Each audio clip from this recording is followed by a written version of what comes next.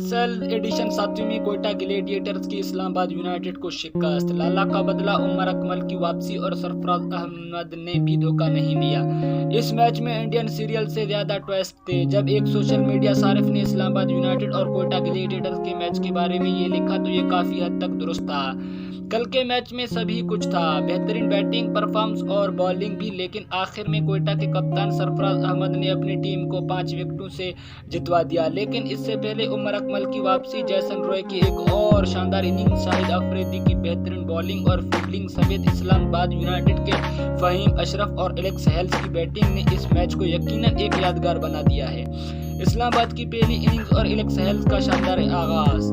Match शुरू हुआ तो हैरान कुन तौर पर कोयटा ग्लेडिएटर्स के कप्तान सरफराज अहमद ने टॉस जीतकर इस्लामाबाद यूनाइटेड को बैटिंग की दावत दी और पहले ही ओवर के लिए शाहिद अफरीदी को गेंद थमा दी। लेकिन यह तजर्बा शाहिद अफरीदी के ओवर के आखिरी बॉल पर रहमानुल्लाह गुरबाज के शानदार छक्के पर खत्म हुआ है, जो पॉल स्टर्लिंग की जगह खेल रहे थे। इस ओवर में मजमूई तौर पर 10 रन बने। कोयटा ग्लेडिएटर्स को अगले ओवर में भी विकेट न मिल सकी और रहमानुल्लाह ने जेम्स फॉकनर को एक चौका लगाकर स्कोर 17 पर पहुंचा दिया।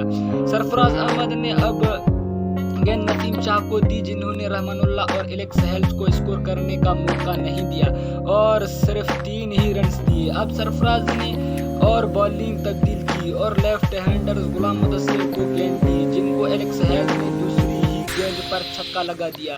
5वीं गेंद पर भी लेग साइड चौका मारकर एलेक्स हेल्स ने स्कोर 32 पर पहुंचा दिया। इस ओवर ने एलेक्स हेल्स को काफी एतमाद दिया, जिसका मुजाहरा उन्होंने नसीम शाह को अगले ओवर के पहली गेंद पर छक्का मारकर किया। नसीम शाह को रहमानुल्लाह ने 2 चौके मारकर स्कोर 48 पर पहुंचा दिया। तो लग रहा था कि अब इस्लामाबाद ओपनर सेट हो चुके हैं, लेकिन नसीम शाह ने आखिरी तेज रफ्तार गेंद पर रहमानुल्लाह गुरबाज को बोल्ड कर दिया और यूं कोयटा को पहली विकेट मिली।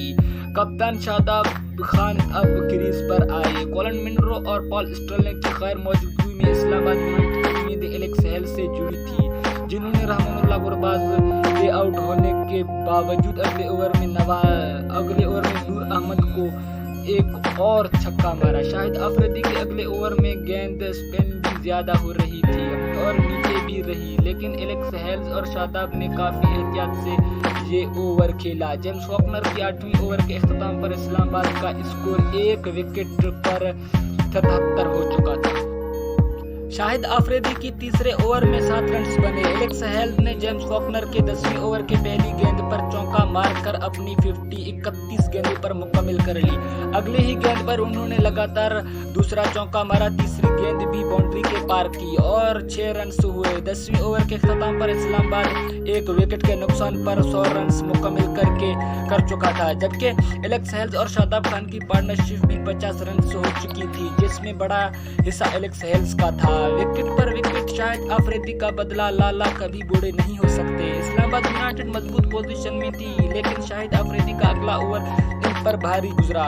अगले ओवर के पहले ही गेंद पर इस्लामाबाद के कप्तान शादाब खान शाहिद अफरीदी को हिट करने के चक्कर में कैच आउट हो गए। शादाब ने 12 गेंदों पर 12 ही रन बनाए। इसी ओवर के तीसरे गेंद पर इस्लामाबाद को एक बड़ा झटका पहुंचा। जब शाहिद अफरीदी की गेंद एलेक्स हेल्स के बैट पर लगी तो कोयटा ने जोरदार अपील की। इसी दौरान एलेक्स हेल्स क्रीज से दौड़े, लेकिन रन आउट हो गई। इस्लामाबाद अब लड़खड़ाने लगी। शाहिद अफरीदी की आखिरी ओवर के 2 गेंदें बाकी थी। अगली बॉल पर मोहम्मद इखलाक LBW हुए तो 1 ओवर में इस्लामाबाद 3 विकेटें खो चुका था।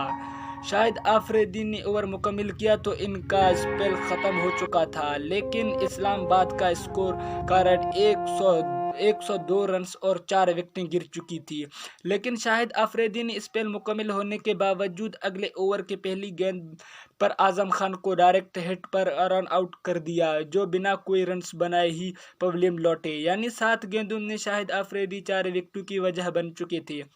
इस मौके पर शाहिद अफरीदी ने अपनी कमर पकड़ी तो एक सारिफ माहनूर ने लिखा कि लाला कभी बूढ़े नहीं हो सकते।